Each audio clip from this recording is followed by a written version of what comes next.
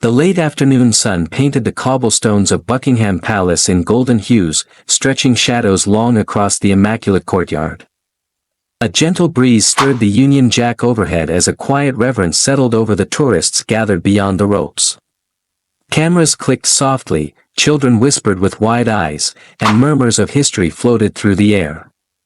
Amidst it all, one figure stood out, not by motion, but by the complete absence of it. Guard Thomas Harrington stood perfectly still at his post, clad in the iconic scarlet tunic and tall bearskin cap of the Queen's Guard. To the casual visitor, he might seem a living statue, a ceremonial ornament in a tourist's scrapbook. But beneath the polished buttons and precise posture lay a seasoned soldier, a man of experience and substance, not mere symbolism. At 32, Harrington bore a dignity that only years of hard-earned service could bestow. His eyes, though fixed forward, missed nothing. Those same eyes had scanned Afghan mountain passes for hidden dangers and had once wept silently as he carried injured comrades from the battlefield. His gloved hands, now still on his ceremonial rifle, had once administered emergency care under enemy fire. Each thread of his uniform bore a memory, each crease a story. Before we begin, don't forget to like, subscribe, and comment below to let me know which country you're watching from. I'd love to hear where you're tuning in from. The crowd respected the silence. They didn't need to understand the history behind the uniform to feel its gravity. Children waved shyly, a subtle glint in Harrington's eye hinted at a smile. Two elderly veterans passed quietly, nodding to the young guard in a gesture of mutual understanding, no words exchanged, only the profound language of shared service.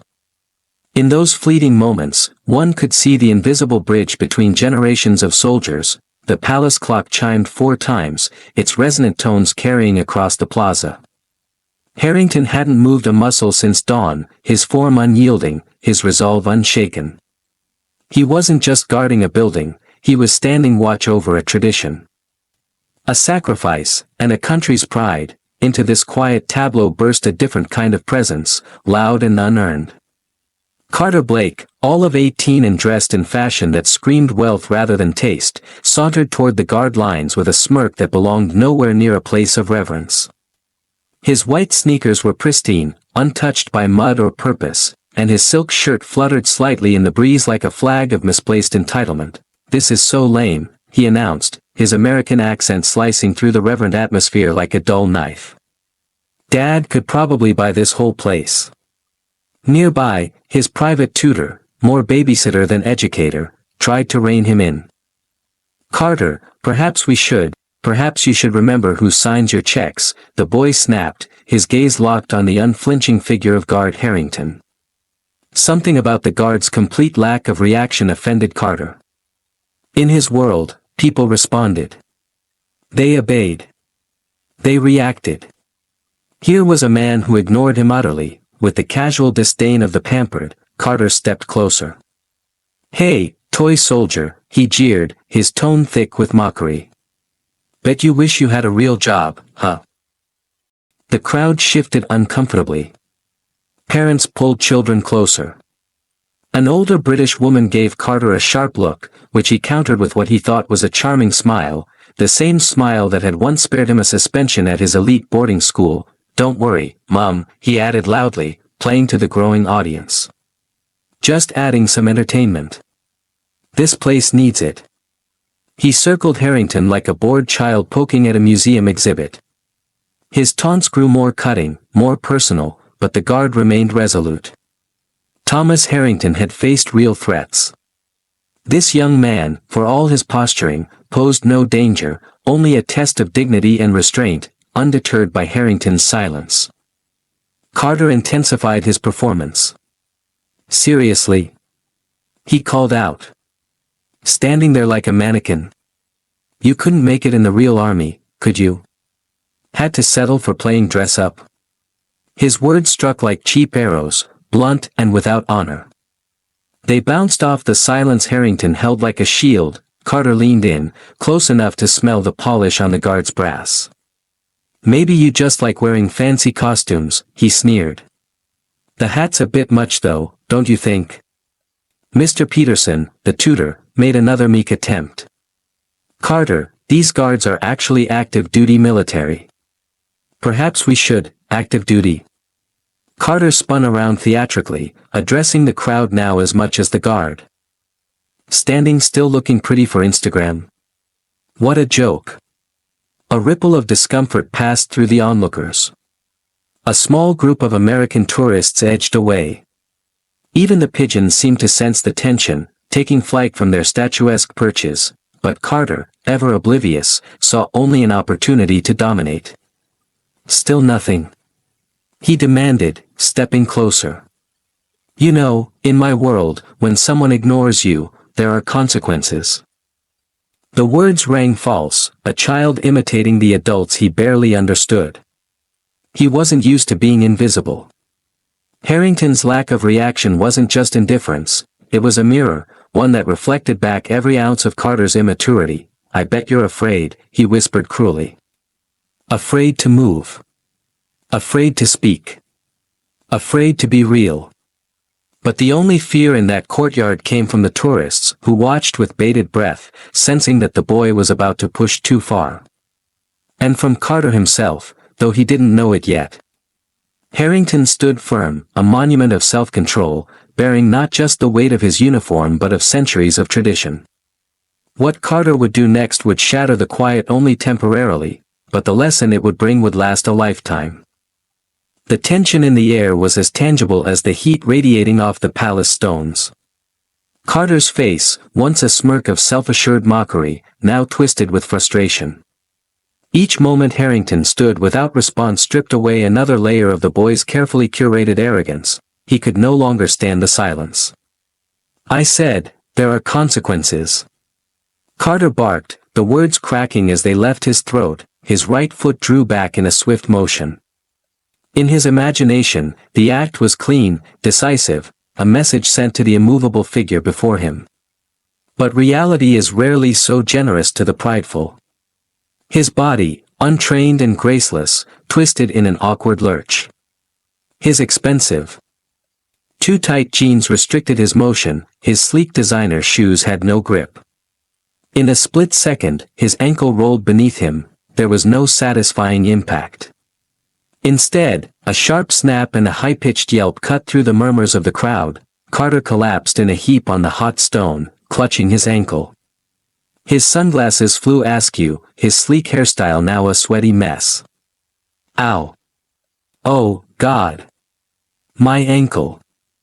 I think it's broken." The tourists gasped. Some turned away. Others reached for their phones, then reconsidered. The mood had shifted. It was no longer entertaining. It was human. Carter sobbed into the crook of his arm, cradling his leg, all dignity abandoned. The boy who had moments ago tried to humiliate another now pleaded helplessly. "Somebody help me, please." Then, as if on cue, Harrington moved. With a precision born of discipline, Guard Thomas Harrington broke his stance. It was a small motion, yet to those watching, it carried the weight of tradition and purpose. He knelt beside Carter with calm efficiency, setting his ceremonial rifle aside and reaching for the boy's injured leg. "You'll be all right," Harrington said, his voice steady. "Bad sprain, not a break, by the look of it." Carter looked up, eyes wide with pain and confusion. "But I tried to kick you. And I'm still doing my duty," Harrington replied simply, already untying the sash from his waist to create a temporary splint. "Helping those in need, regardless of how they got there." The guard's hands moved with the confidence of someone who had done this before, though usually under far worse conditions. The crowd stood silent, reverent. Even the pigeons had settled. Mr. Peterson rushed forward, his face pale. "Should we call for help?" "It's already on the way," Harrington said without looking up. "Palace protocol." Carter's voice trembled. "I didn't mean to, I just wanted to be noticed." Harrington finished for him, not unkindly. Sometimes, we learn our most important lessons when we stop trying to be seen. The medical team arrived within minutes, their uniforms brisk and purposeful. As they approached, Harrington continued tending to Carter, easing the boy's injured leg into a more stable position. Sweat beaded on Carter's brow. His mouth trembled with words he hadn't yet learned how to speak. "Is it bad?" he asked meekly. "You'll walk again," Harrington said with a rare hint of dry humor. "But maybe think twice before raising your foot without reason." The joke, quiet and light, pierced the tension like sunlight through clouds. A few people chuckled. Even Carter's lips twitched into something that might have been a smile, tempered by embarrassment and dawning clarity. As the medics prepared a stretcher, Carter looked at Harrington again. "Why'd you help me?" "Because that's what soldiers do," Harrington replied. "We serve. We protect. Even when the person needing help doesn't deserve it." Carter looked away. "Nobody's ever told me no before." "Then they've done you a disservice," Harrington said. "Discipline isn't about punishment. It's about knowing where to place your strength. Sometimes, that strength is in standing still. Other times, it's in helping someone who tried to hurt you." The medical team lifted Carter gently onto the stretcher. He winced but said nothing. The pain in his ankle had dulled. A deeper ache, shame and recognition, had begun to stir. "You'll need an X-ray," one medic informed him. "Likely a severe sprain, but let's be certain." As they wheeled him away, Carter reached for Harrington's hand. "Thank you. Not just for this." He gestured at his leg. "But for not making me feel worse." "I didn't need to," Harrington said. "You're learning the lesson on your own." Carter sat in a wheelchair near a tall window in the Palace Medical Facility, watching the square where it had all happened. Outside, Guard Harrington had resumed his post, unmoved and upright once again, the very picture of honor and quiet resolve. Carter's phone buzzed. It was a message from his mother. "Heard you had a bit of an accident. Should we charter the plane early?" He typed a reply, paused, then deleted it. "No, Mom. The guard was actually very kind." Outside, tourists had returned to taking photos, but there was a different energy now.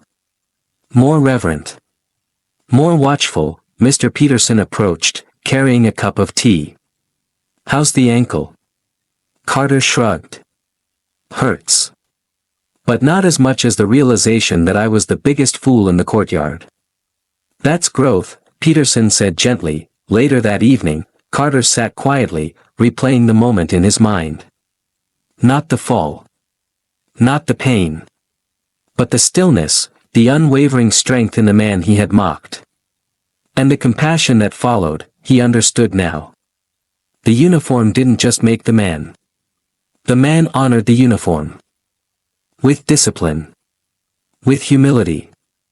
With service, and on that day, a young man raised in privilege learned something wealth could never teach him, that real strength doesn't come from power. It comes from character. From knowing when to act, and when to stand still, and when to help, even someone who tried to harm you. As the palace courtyard faded into the cooler hues of early evening, Carter remained at the window, his gaze still fixed on the distant figure of Thomas Harrington.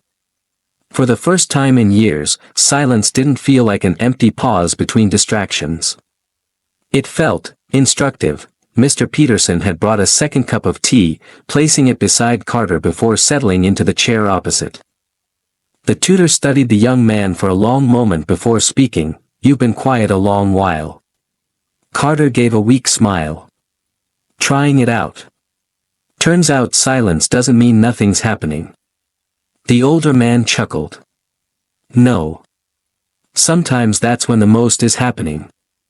There was a pause. "I saw something today," Carter said, slowly. "Not just in the guard. In myself. Or maybe what I hadn't seen before." Peterson tilted his head. "I always thought strength meant getting your way. Being the loudest. Making people notice you." Carter's voice softened. "But Harrington. He was strong just by standing there. Calm. Focused. And then, when he moved, it wasn't to punish me. It was to help. That's real leadership, Peterson said. I've never been led like that, Carter admitted. Not by example. Only by control or indulgence. Everything handed to me, or warned off with a consequence I didn't really understand. Peterson said nothing. The silence, again, served as fertile ground. Do you think I'm too late to become better? Carter asked. No, Peterson replied gently. But the question is, do you? Carter turned his eyes back to the window. I think I want to find out. The next day, with a compression brace around his ankle and a crutch to assist, Carter returned to the palace courtyard. He had asked, politely this time, if he could speak to the guard again, off duty, if possible.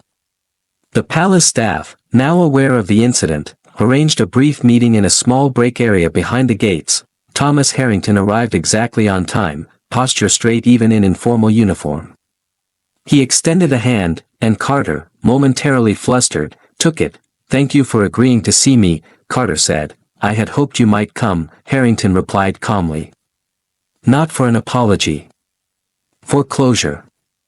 I want to apologize anyway, Carter said. Not just for what I did. But for what I thought. About you. About the uniform. About what it meant. Harrington nodded slowly. Understanding doesn't always come before judgment. Often it arrives after. Saturday, I don't think I ever respected anyone who didn't give me something, Carter admitted. But you gave me something just by not reacting. You gave me the space to see myself. Discipline isn't just about control, Harrington said. It's a choice we make over and over. To respond, not react. To serve, not retaliate. Carter looked at him earnestly. Did you always know you wanted to be a soldier? I knew I wanted to protect something, Harrington answered. And I learned that sometimes, what you're protecting isn't a place or a person, it's an ideal. Dignity. Honor. Integrity. The words settled into Carter like pebbles dropped into a still pond, their ripples subtle but spreading. The trip to London was meant to be a vacation. For Carter, it became a turning point. In the following days, he visited a military museum on his own. He read about the Queen's Guard, not as performers but as soldiers. He learned their history, their training, their sacrifices. He walked, crutch in hand, through galleries filled with medals and journals. Boots and flags, and something else entirely, stories of resilience. One evening, he drafted an email. It wasn't to his father or to a school official. It was to a veterans' charity he'd discovered during his reading. He asked how he might help. Not with money, but with time. I'm not a soldier, he wrote. But I'd like to learn how to serve in my own way. He pressed send. Back home, the mansion felt different. Quieter. Larger. The echo of footsteps meant something else now. He began talking to Mr. Peterson in new ways, not as a reluctant student to a bored chaperone, but as a young man to someone he now recognized as a mentor. The fall at Buckingham Palace had twisted more than his ankle. It had realigned his path. One day, his father finally asked, "What happened over there?" Carter paused, then answered honestly, "I met someone who showed me that strength doesn't shout. It stands. And sometimes it kneels to help." His father stared at him for a long moment. "That sounds unlike you." Carter smiled faintly. "I hope so." It was a week later when the letter arrived. Not an email, not a message pinging through a screen, but a formal envelope, bearing the insignia of the Royal Guard's Benevolent Association. Carter opened it at the breakfast table, the corners of his mouth pulling into something between surprise and respect. The letter thanked him for his inquiry, acknowledging his sincere intent to contribute time rather than resources. It suggested several avenues: volunteer events, mentorship programs, even an invitation to attend a remembrance ceremony. One phrase stood out: service comes in many forms. He read it twice. Later that day, he printed it, folded it carefully, and tucked it into his journal, alongside a photo he had taken of Harrington at the palace. Now framed with quiet reverence rather than mockery, meanwhile, Thomas Harrington stood once again at his post, his silhouette a familiar presence against the regal architecture. Yet his mind was not entirely in the moment. His thoughts returned to the boy, Carter, and what had passed between them. He had seen countless faces in the crowd over the years, many of them forgettable. But every so often, someone left an impression. Carter Blake had done more than that. He had changed in front of him, transformed not by discipline imposed, but by example lived. As the guards rotated, Harrington was granted a half-day of rest. He didn't go home immediately. Instead, he walked along the Thames. His hands in the pockets of his civilian coat, the wind tugging gently at the collar, he stopped before a bronze memorial, its surface etched with the names of fellow soldiers, some known, others simply remembered. The weight of history pressed gently but firmly on his chest, a memory surfaced. Kandahar. The dust, the noise, the urgency. The moment he had pulled a young private from the wreckage of a supply truck, his uniform soaked with more than sweat. That private had once said to him, "Sergeant, I hope I never forget this." Neither had Harrington. He stood there a while longer, then bowed his head, lips moving silently in prayer or remembrance, perhaps both. Across the city, Carter was preparing to leave London. His ankle was improving. So was his posture. Not just physically, but the way he carried himself. More present. More aware. Mr. Peterson watched with cautious pride. "I think I'll come back next summer," Carter said one morning, looking out over the cityscape from their temporary flat. "Oh. Not as a tourist. Maybe as a volunteer." Peterson smiled. "What will your father say?" Carter shrugged. "Maybe he'll come too. Maybe he needs to see what I saw." The tutor raised an eyebrow. "And what was that?" Carter turned, his voice thoughtful. "That discipline and compassion aren't opposites. They're partners." Before they left for the airport, Carter made one last stop. The gates of Buckingham Palace. He didn't expect to see Harrington. Guard rotations were unpredictable. But he left a small, handwritten card with a palace attendant, "To guard Harrington, I may never wear your uniform, but I hope to honor it in my actions. Thank you, for what you did, and for how you stood, Carter Blake." The attendant nodded solemnly, promising it would be delivered. Carter exhaled, then turned toward the waiting car. As the city receded behind him, Carter did not feel like he was leaving something behind. He felt he was taking something forward. Thank you for watching the video.